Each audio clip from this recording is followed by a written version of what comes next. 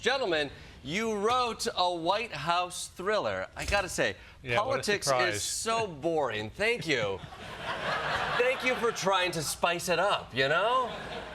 Well, right now it doesn't take a lot, right? It doesn't take a lot. Well, this is a story about the first gentleman who is accused of murder. President Clinton, I'm wondering, what's it like to live inside the headspace of the first gentleman? I don't know. I tried. You did? It's the only job I ever wanted in politics that I didn't get.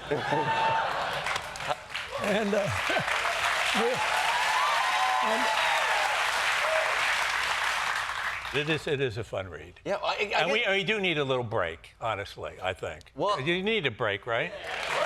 Yeah. If you want to take a step away from all the chaos of the news cycle, read a story about a potential homicide and relax a little bit. Exactly. 100%. I guess it's curious even hearing you guys talk about this. President Clinton, you come to this book with some ideas about what it feels like to be in the White House, some of the push and pull, the dynamics that exist within politics at that level.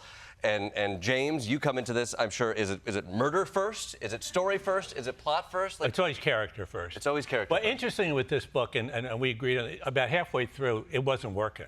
Really? And that's never happened with us before.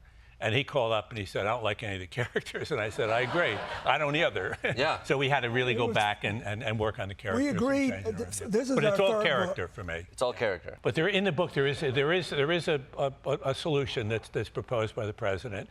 And what we do, which is appropriate for a suspense novel, we kind of build up suspense about what is it until the very end of the book. Yeah, yeah. Which is appropriate, I think, in this kind of book. Yeah, I figured, look, it's a book. It's a mystery, so we couldn't write a 30-page thing, but I tried to give an outline of Was that the initial pitch of and the last 30 pages is sort of an outline for the plan for economic stability in America? And James is like, no, let's keep it to 2. But not two, but yeah, but not 30. I tried to show that you could make a difference, you could make a change. Yeah.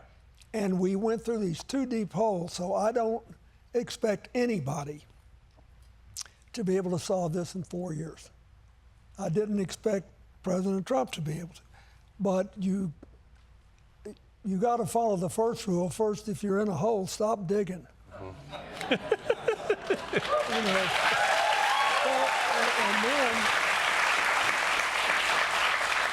I was hoping there would be a balanced program to get us out. So now what they have to do, the people in Washington, is they do need to show what's wrong with this budget and do their best to beat it or get changes in it and keep going. But it's not an election yet. And I think we need other people to come up with ideas. That's why we wrote the book the way we did, partly. Just to say, you can be a Republican or a Democrat and be for this. This that makes common sense. And we've gotten too far away from that. We're so interested in demeaning and debasing and name-calling. And President Trump's been richly rewarded for that, for being able to just divide and distract people.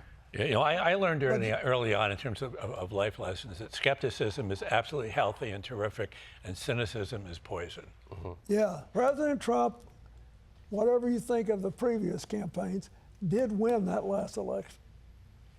And he has a right to govern and try to do what he thinks is right. And those of us who don't agree with him have a right to say we don't agree and here's why. And you just need to fight. You can win this fight if you'll stay at it. Awesome.